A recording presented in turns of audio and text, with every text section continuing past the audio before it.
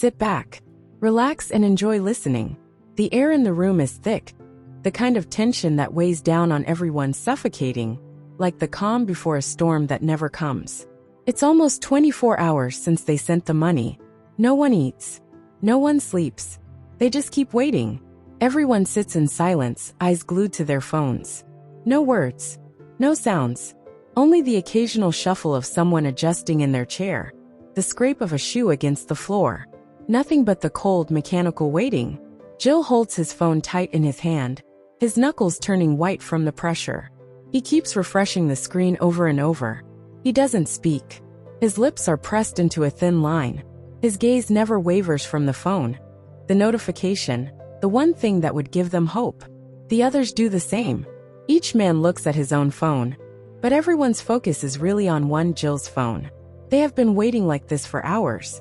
Time stretches endlessly. Each minute feels like an eternity, the weight of the world pressing against their chests.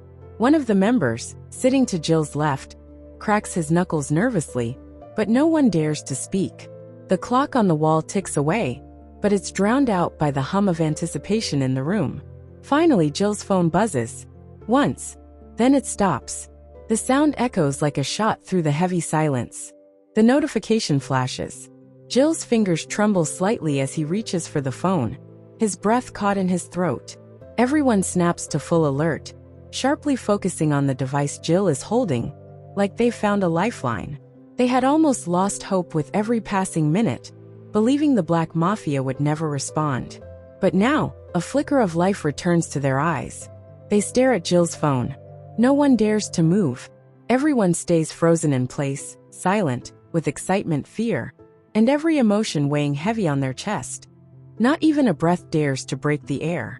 Jill, in his urgency, almost drops the phone. A silent gasp runs through the members, as if their lives are falling from Jill's hands. But Jill catches it just in time. He takes a deep breath, trying to maintain composure. Before opening the phone, he crosses his fingers, a silent prayer. His thumb hovers over the screen. He slowly unlocks it, then his eyes flick down to the message. No one can get that footage for you. Do not contact us again. For a long moment, Jill doesn't move. The phone remains in his hand, but his body is frozen. The message feels like a physical weight pressing against his chest. He stares at the words, unable to breathe, unable to speak. The others shift uneasily in their seats, sensing the change. The weight in the room shifts. The air grows colder. Members one leans forward. Jill. He doesn't reply. Another member's voice cracks, tension leaking through, almost desperate. What does it say? Jill's fingers twitch. The phone slips from his hand, falling onto the table with a soft thud. A sharp intake of breath fills the room. The moment feels like a punch to the gut. Member 5 grabs the phone before it even settles, his hands trembling as he scans the message. No, he whispers, shaking his head in disbelief. What the hell? Member 4 murmurs, his voice barely audible, full of confusion. They just backed off. Member 5 says again, half angry, half disbelieving. Member 1 lets out a shaky, forced laugh, but his eyes betray his rising panic.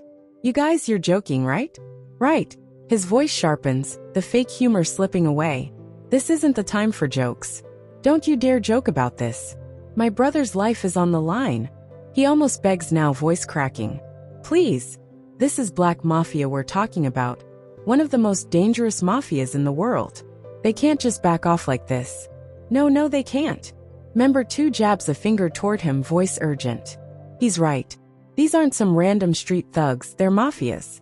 We gave them 5 times the price. They should have done the damn work. Member 2 walks over to the table, picking up the phone and reading the message himself.